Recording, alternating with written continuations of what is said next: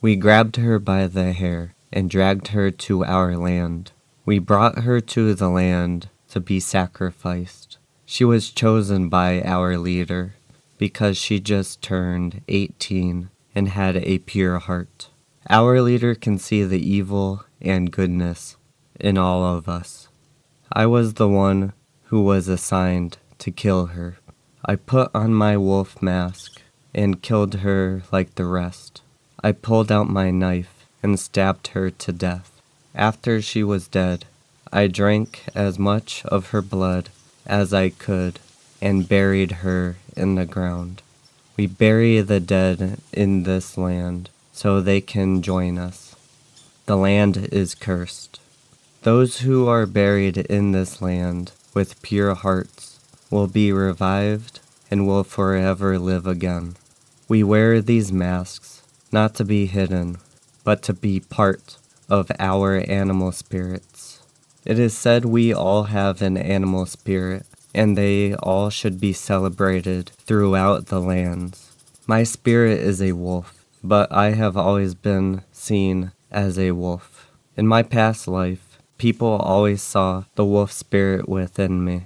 I have not tried other animals because of how strong my connection is towards the wolf. I couldn't possibly ask for a better animal spirit. After the young woman was killed and buried, I sat there and waited for her revival. It didn't take too long because I killed her shortly before midnight. We kill shortly before midnight because it seems to speed up the ritual. As she climbed out of the ground, a fox spirit had appeared in front of us. It went inside of her body, and I bowed down to the fox spirit. The woman says to me, "You may stand."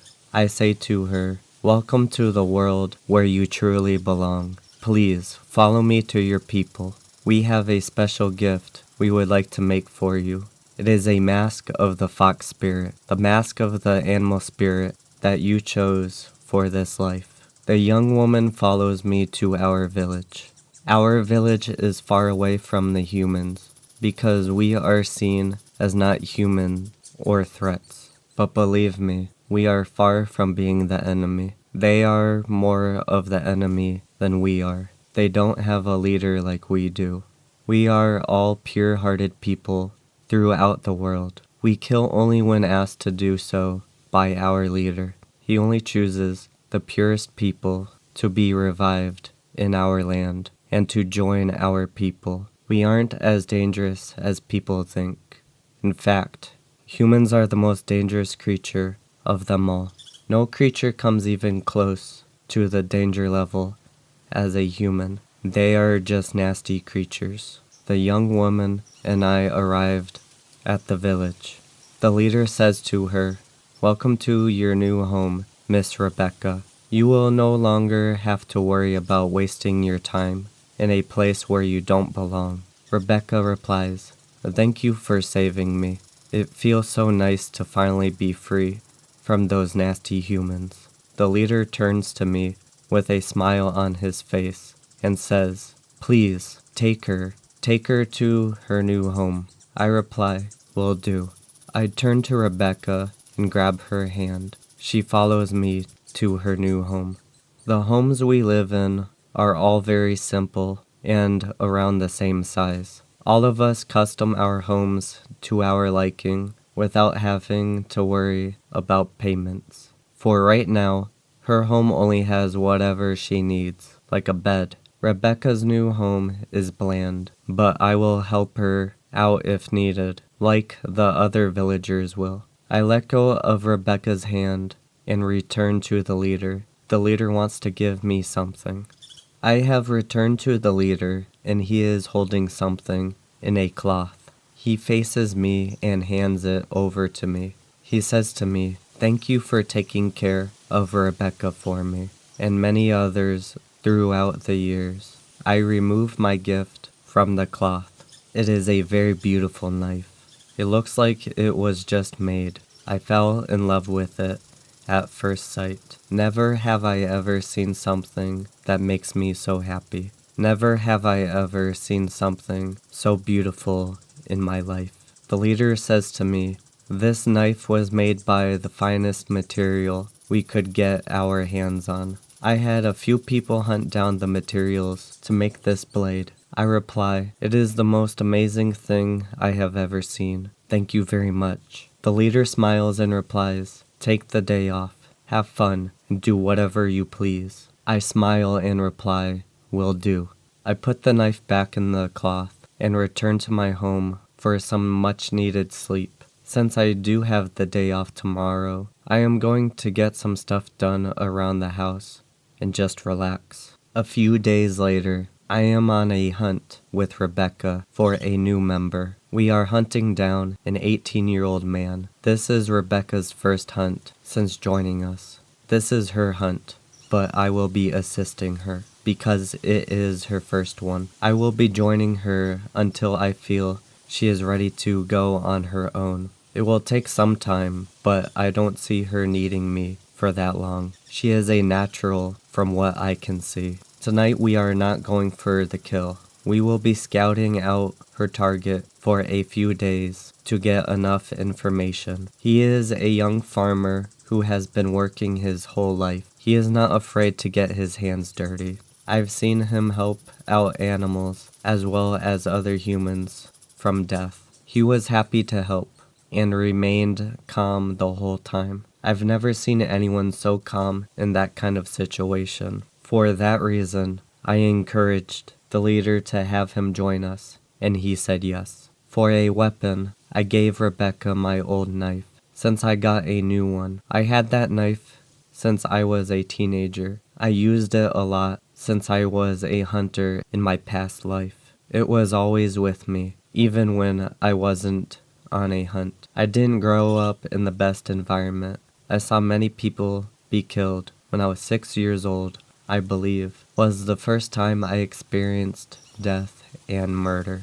A young woman in her mid-20s, I believe, was shot in the forehead only a few feet in front of me. The leader hunted me when I turned 18 because I ran away from violence and never came close to harming anyone. Never got into a fight or started killing humans until I came to the village. I only killed animals for food in the past life.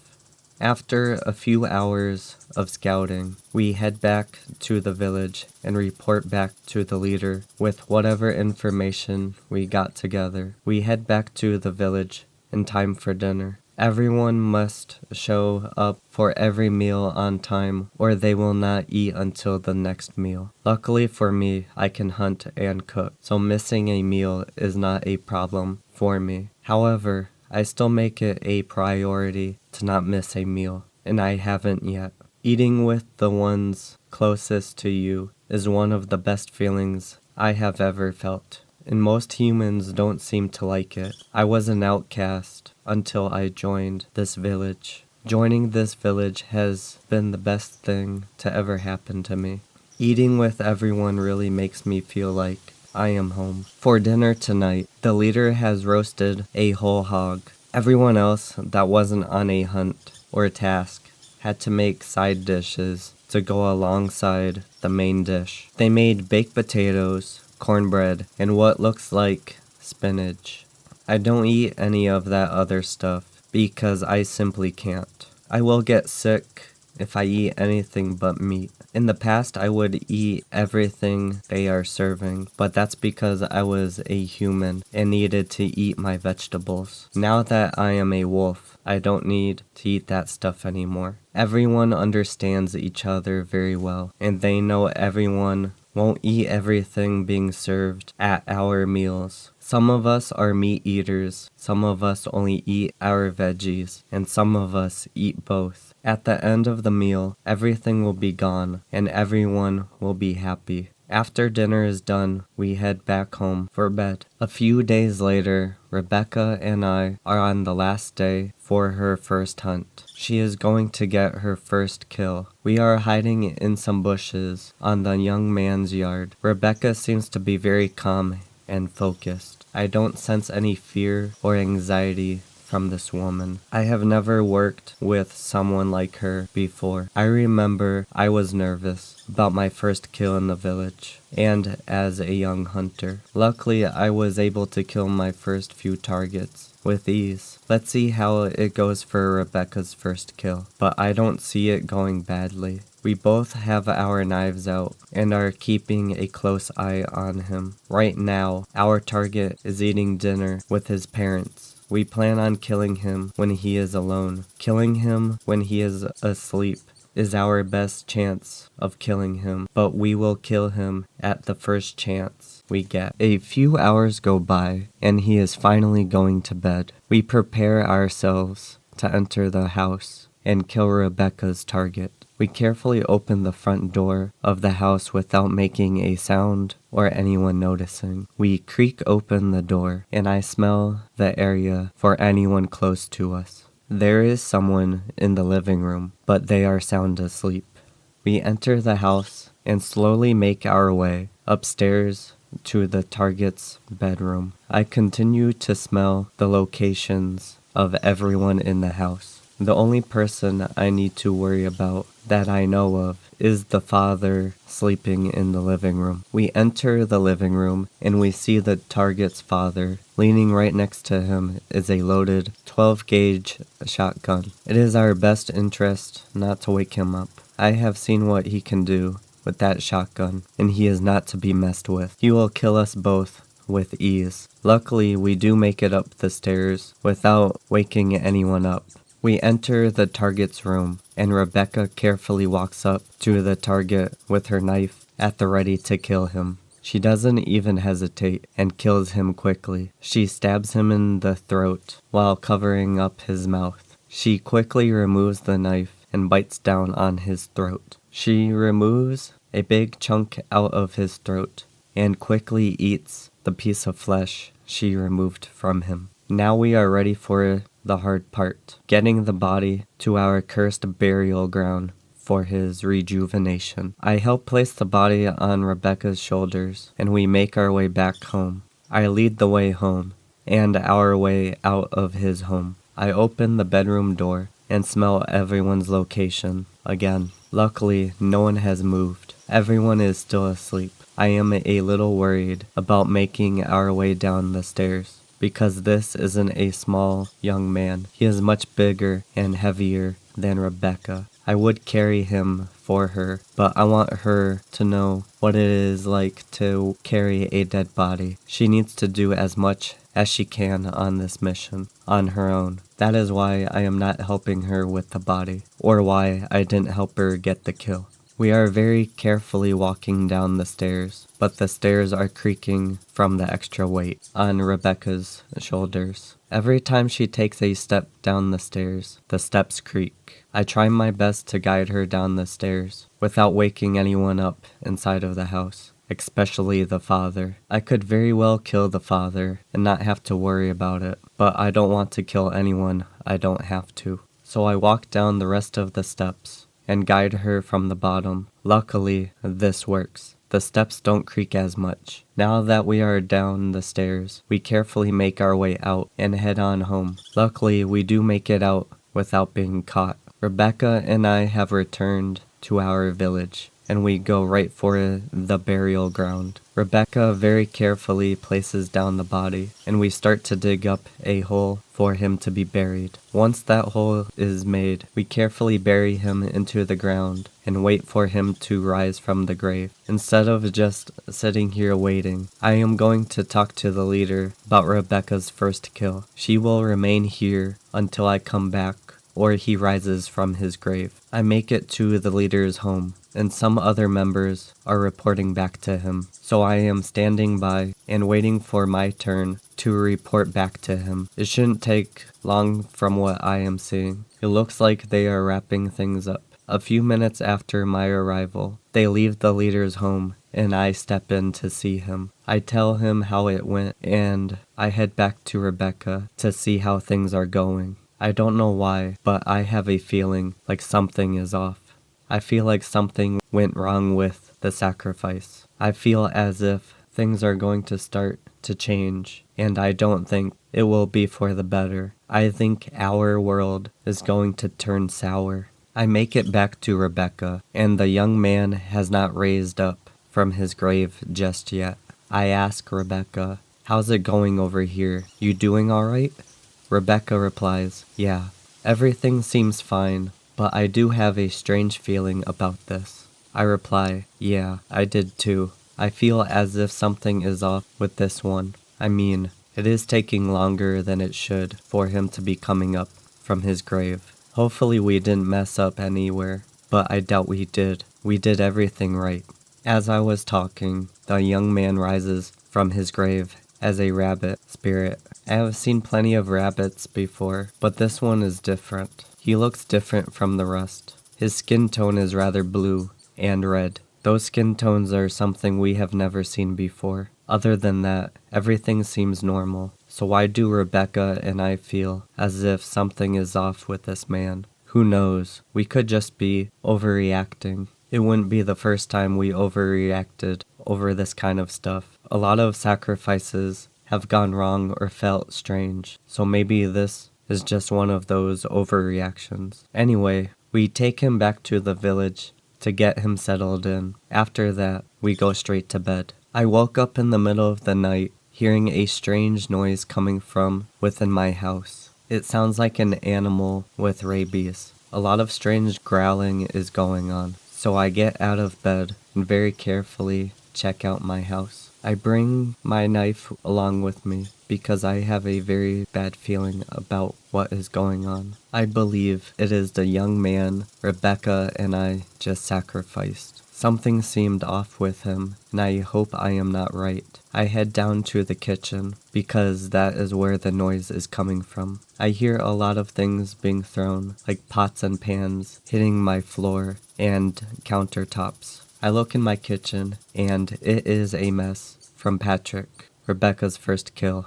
I hate to say it, but I knew something wasn't right the minute I saw him rise from the grave. I need to kill him and tell the leader as soon as possible. I don't know what happened with him, but we can figure that out later. Right now, I only need to focus on killing him without needing to fight him. The less I need to put up a fight, the better for me. I step away from the kitchen and carefully make my way to the basement. I have a pretty good idea what I can do to kill him with ease. I plan on tying him up with some rope and stabbing him right in the center of his forehead. I know tying him up won't be easy, but it is the best I can do at the moment. After I do grab some rope, I head back upstairs to the kitchen. The bad news is, I don't know where he is. I don't hear him or smell him in my house anymore, and that is not good news at all. I must warn everyone in the village about whatever is going on with Patrick. They're not going to be happy that I am waking them up at this time, but it needs to be done. The first place I run towards is the leader's house. He can lead this manhunt and help me out the most. When I do get to the leader's house, I hear the leader speaking, and he is not alone. 5 others are with him. He looks at me and says, "Good, you are awake. Patrick has gone rapid, and we need to stop him. He has already killed one of us, Lucy." I reply, "I was going to tell you about Patrick. I didn't know he killed one of us already." Suddenly, we hear a loud growl echoing throughout the house. We all stand back to back and get ready to fight and kill Patrick.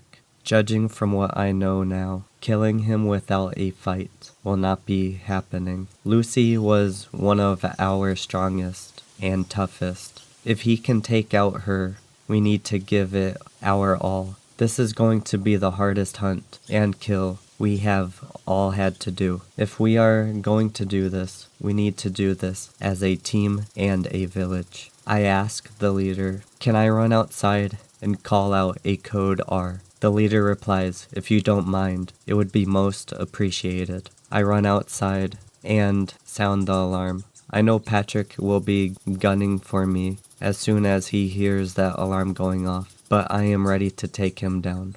I walk back into the leader's house and regroup with everyone there. The leader walks up to me and says, "Patrick isn't here anymore. We gotta leave the house and tell everyone whatever is going on." We leave the house and do just that.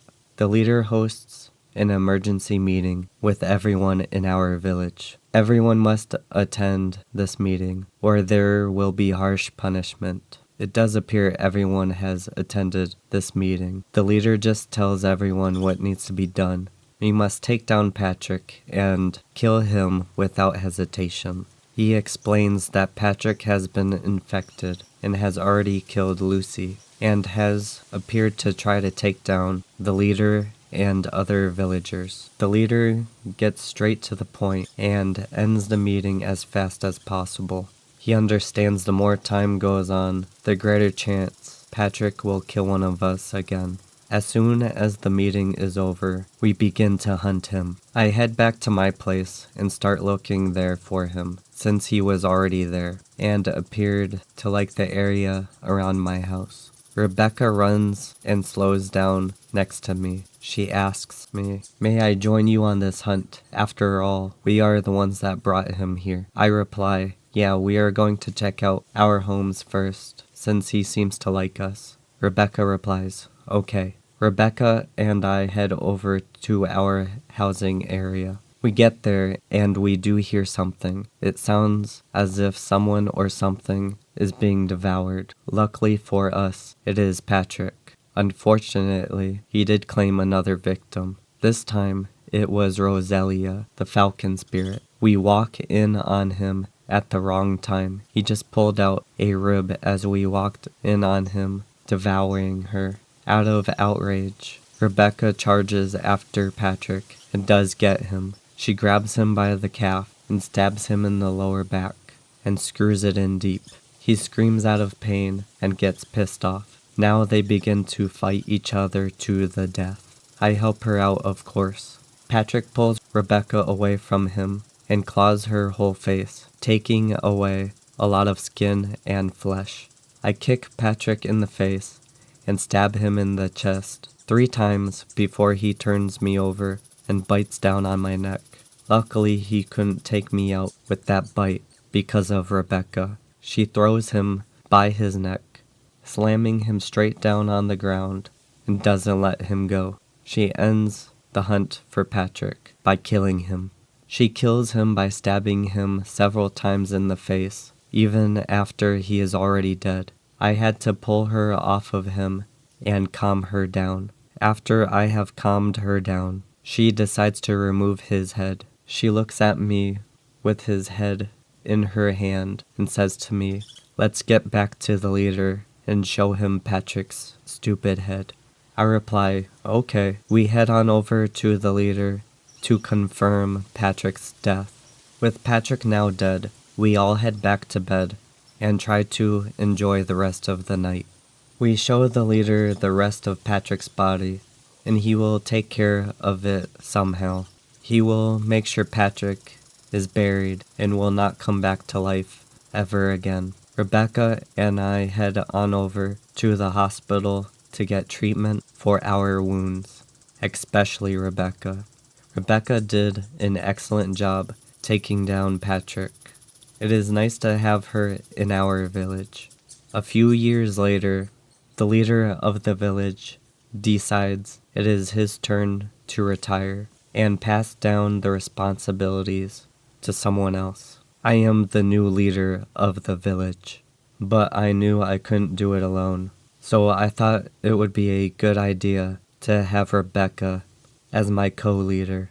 Running this village with someone else is kind of nice.